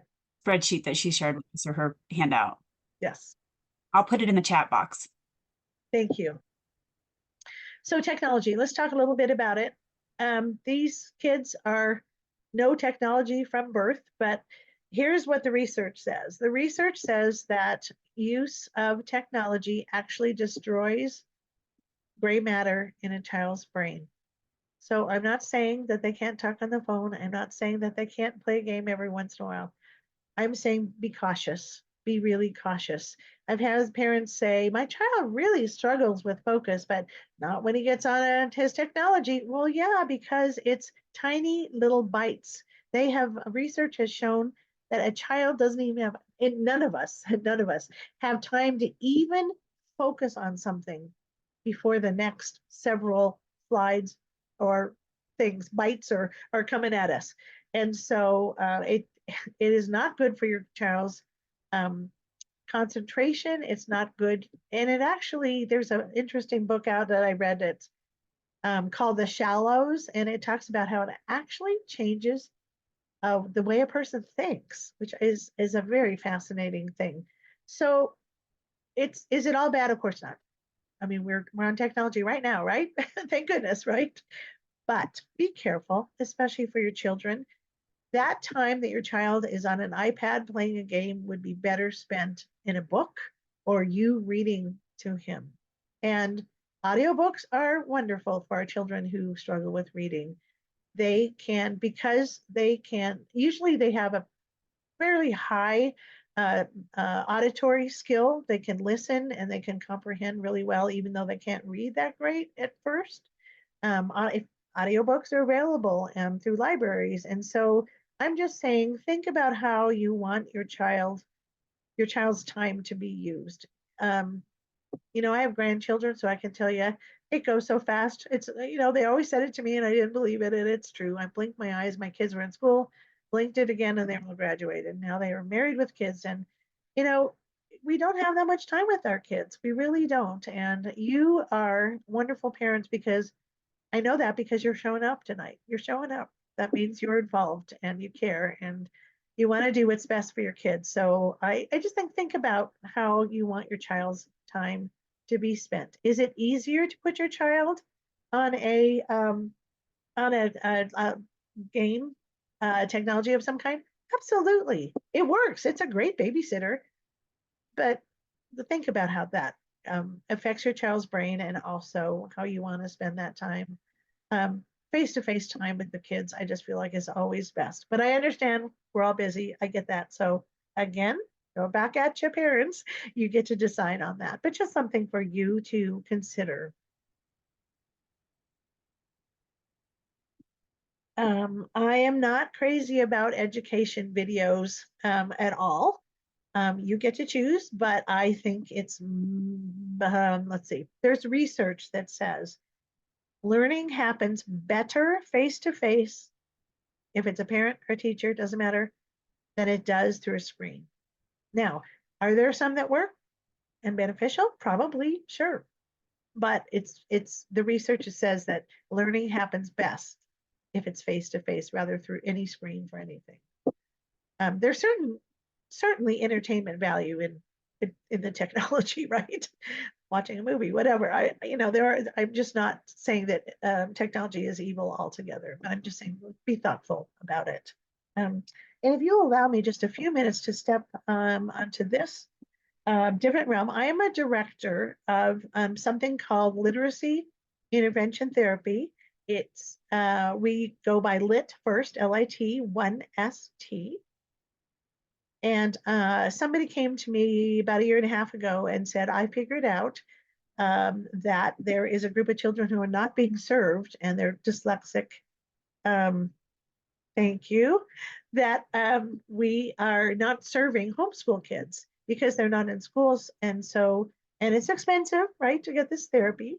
I think therapists average is about 50 to 60 maybe dollars an hour.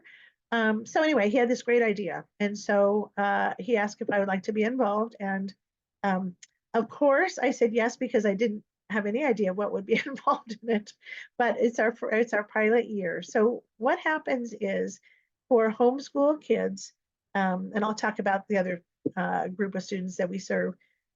It's sponsored through BOCES, and do you know what that is, everybody, or no? It's an entity that can authorize schools, charter schools, or other educational entities like Lit First. So we're a homeschool entity sponsored through BOCES. So what happens is we can take a child who does not participate in another educational program that receives state funding, and we can divert the state funding and pay our therapists and therefore offer it for virtually free to the parents. There's a materials fee. If anybody wants a screener, there's a screener fee, but we can offer that for free, which is a huge savings. And so we have all of our therapists are through the ALTA that I talked about, that ALTA Association. They're all certified. And so they've been through hundreds of hours on training with this Take Flight program. And the kids are seen by therapists 4 times a week for an hour, 15 hour and a half each time, for a total of 90 hours per semester. I think it's a phenomenal idea. It was not mine. I jumped on board because I thought it was so wonderful. We've been able to serve 25 kids this year. The other way that some of the kids who are not homeschooled had been able to receive this therapy, and they'll get it for a couple of years, is that they go to a private school which does not receive state funding. And again, so that state funding, we can go through BOCES and to us and pay our therapists. And so we actually this year go to 2 different schools, and we have about 15 children that we're serving in a private school. And so some of you might be in that circumstance. I just wanted to let you know that we are taking registrations now. We're deciding on, how many people we need to hire in terms of next year's therapists. Our school year goes from August to May. So basically what a regular school year goes, no summer. And if you're interested, please contact me. Stephanie B is involved in it. She's like triple duty because her son is at a private school, and she's also a homeschool mom, and she participates in Lit First, so she could speak to that very well. But I feel like we really want to get the word out. It's a great idea, and I just feel like it's another choice. It's another good choice for parents. And I want to throw one more thought out to you. If you do have your child screened, please make sure they are screened at a place that will give you some kind of report that includes the kind of tests that they did, how they scored on the tests, and their conclusions. Please screen somewhere where you can walk away with a piece of paper that you can take anywhere or just use for your own benefit. Okay, so we're just about wrapping it up. I would love for any more questions or comments or whatever you got. Really quick, as far as the program you were just talking about, I might have missed it. Is that only for kids that are dyslexic, or just if they have reading problems at all? So it's not just for dyslexic, but we want to make sure that they are have a dyslexic profile because we don't want to waste your time and energy. And so if your child hasn't had an evaluation, I will give that screening. And I think we're going for, I think we haven't decided as a board yet. I think it's $250, or I want to say that, for the screening. And that will just determine if your child is on that profile. That means our program will benefit them. And I will say this too, Katie, we have 2 or 3 kids who are not. I gave them the screening and they didn't show up on the dyslexia profile, but the parents asked permission to have their child in the program. And I said, yes, as long as there is room, and they are, and they're improving a lot. So that's kind of the caveat. But we do want to know that it's the best fit for you, for your child. Okay.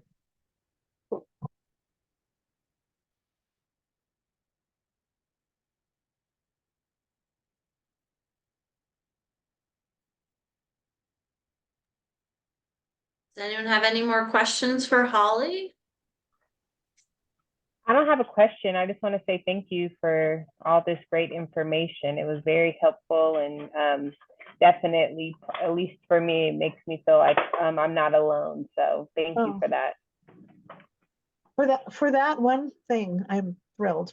I'm thrilled. You're not alone, for sure. Boy, that's a message I'd love to get out to all parents. But it's been a joy. Thank you. I have one quick question, and I asked it in the chat. Do you know the name of your study that you were talking about with the gray matter in the brain, It was in the actually, child's brain? yeah, No. I don't off the top Okay. of my head. We had at a school that I was at, New Summit Charter, we had a Mark Mayfield. Was a counselor here, and he was actually the one that presented it. And I don't know what the study is exactly. It's a good question, Tanya, really. We're going to get that study. We're going to find it and we're going to read it as a family. And share it with the rest of us too when you get there. Who did it? All right, well, if you guys don't have any more questions, I'm gonna let Holly go. Thank you so much. Yes. That was amazing information. And if anybody wants to reach out to Holly, please do, or reach out to me and I will connect you with her. But yeah, thank you so much. You are free to go. That was Okay. great. All right, everybody, take care. Are we going to do the winners? Yes. Yeah, we're gonna do that next. Oh, And I do have a survey for you guys first before we do our door prizes. So I'm gonna put that in the chat now. Okay,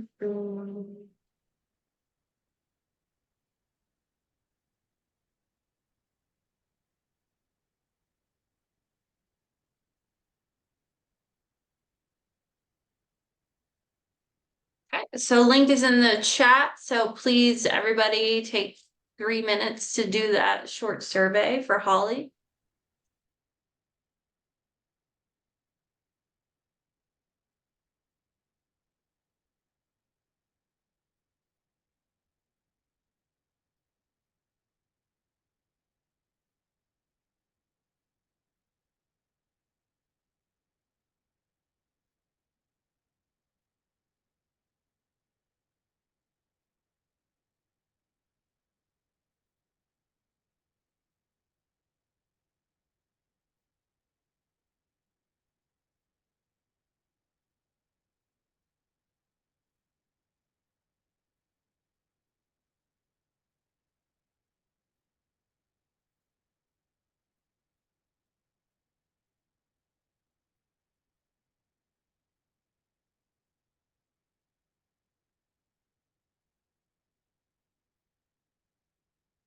Okay, and now Tanya is going to announce our 3 door prize winners this evening. So our 3 door prize winners of the evening. Our first is Katie Toms. Okay, for Katie. Jennifer Becker and Stacy Besmer. So congratulations, ladies, and Thank you all for being here tonight. Do we have anything else, Melissa? Just check your emails for an Amazon gift card. It may go to spam, so check there. It probably won't be sent until Monday because the office is closed tomorrow. And that is all I have for you guys. Thanks for coming and participating, and I will see you guys later. Thank you. Good night.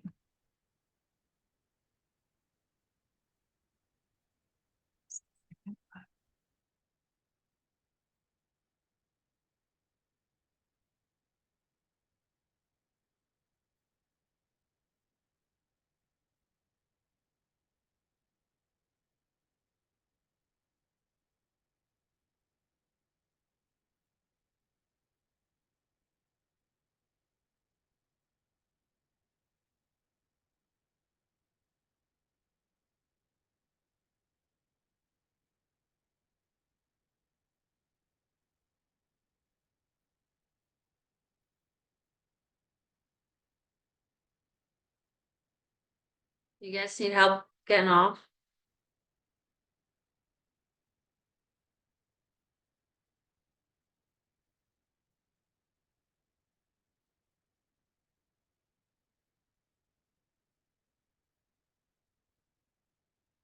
Some people not win.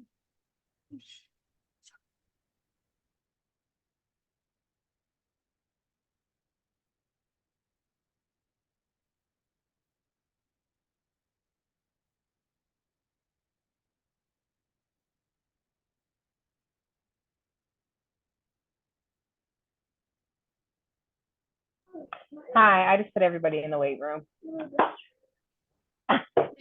I can remove them. Oh, okay. I was like, yeah, I gotta go. It was funny because people were literally just staring at the screen. They weren't trying to get out. They forgot they were in the meeting. Yeah, they're just like smiling at the They're screen. probably watching something on their computer. Oh, that makes sense. I'm like, they're looking at us. I know. It And was have us really muted. I'm like, you guys can go. Wow. Bye. Shoot. All right, well, that was That's a good funny. session. It was. It was Great really session. good. Very, very helpful. Lots of good information. Yeah. I think that I wish she would have like had a couple slides with some of the stuff she said, but maybe I can get it from her if somebody asks. Yeah. I think the reason why she didn't, because she gave us those handouts, is so that you would take notes, right? Because you remember things when you write it down yourself. Like there is just that real. Right, but I think Tanya, you might have been the only one doing that. Where's my door prize, Melissa? I know. I almost put you in there, Charisse, for the door prize winner. I know when you put the thing, I was like, oh, are you putting me down for the door prize winner, or are you just saying I didn't sign up? Because I was putting No, you you just for didn't both. sign up, Both. Charisse. I put you down for both, Charisse. Yeah, I was like, where's my door prize? Why are you not announcing me, Melissa? Yeah, I didn't want you to pick Katie Toms. She always gets a door prize. Oh, I thought you said these are the people who always get the door prize. You gave me the list of people who didn't get the door prize. I read No, your those text. are the people that got door prizes. Katie wasn't on that list. It's okay. She's not winning again, though. You're gonna be like anybody but Katie. Well, that's what. Did you see your message to me? It says these people haven't. I don't know. Whatever. It's the same. The fold your page in half. Fold your page in half. My Lift the communication upper left skills. corner. What's that? My communication skills are bad. I said, these are people that have already won door prizes. I think the only one is Katie Toms, meaning she's the only one on the session. So, but she wasn't on that other list. That list that you gave me first, her name was not on there. You can check again. That's okay. Oh my goodness. Sorry. My daughter has been homesick all week and she's taking my phone to get her school notes from a friend. She's got a Oh test. no. Got lots of tests tomorrow. So I had a few distractions. Okay. I think I did pretty good. You did. It's fine. She can win twice. She does, but she does Oh, usually. it is in there. I'm good, gravy. Maybe she just needed it. Maybe She she did. did. I think Maybe she needs the good luck. I I think think she she knows if I participate, I'll get a door prize. 'Cause she always Mhm. does. Or maybe she just participates. Right? Yeah, I think that too. But I logged everybody else in, so I think everybody's logged and we got everyone for attendance. And you added that one, Milton. Mhm. Ah, you should have said, no, not Katie. She can't be the door prize girl. Just kidding. That would have been horrible. I can't say that out loud to I everyone. know. I was just teasing. That would have been Oh, very It's my okay, awkward. but there's It would've only been one funny. other person that I would have given it to. It would have been Stephanie, so it's fine. Right. Yeah. And we had Stephanie won one already? Not yet, no. Oh, shoot. Well, I That's should have okay. read. I'm sure she'll win one this year. Yeah, we have Stephanie. lots of sessions left. Yeah. So Y'all suggestion. know me. We got 2 minutes. Let us get out of here. Enjoy your Look, day off you even tomorrow. got done early, Charisse. I know. It's like, ooh, get out of here early. Love that for us. Yeah, no. Are you off tomorrow?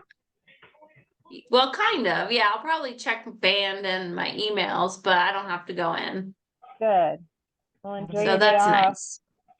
I And will, I hope thank I you. hope your kids feel better this weekend, Tanya, so you guys can not have to deal with Yeah. that. Get better and She's on antibiotics, so we just pray no one else gets it. She has Yes, strep throat. hopefully. Oh no. Yeah. Yeah, I hope it doesn't is spread. that contagious? Highly contagious. But you know what? Oh, Everything's highly contagious if you're susceptible to it, right? So yeah. hopefully no one else gets it. She was tested for the flu too because it showed up negative, but then it just got worse and worse. And he's like, no, it's probably strep. They didn't do the send in, but they're like in her back of her throat, it's all pussy and gross. We're like, yeah, it can kill you. Oh. So you just take your antibiotic and you I'm move glad on. we had a virtual session so you didn't infect all of us. You're welcome. Now let come and breathe on Melissa.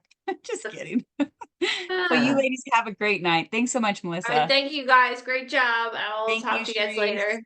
Okay. Bye. Bye. Bye.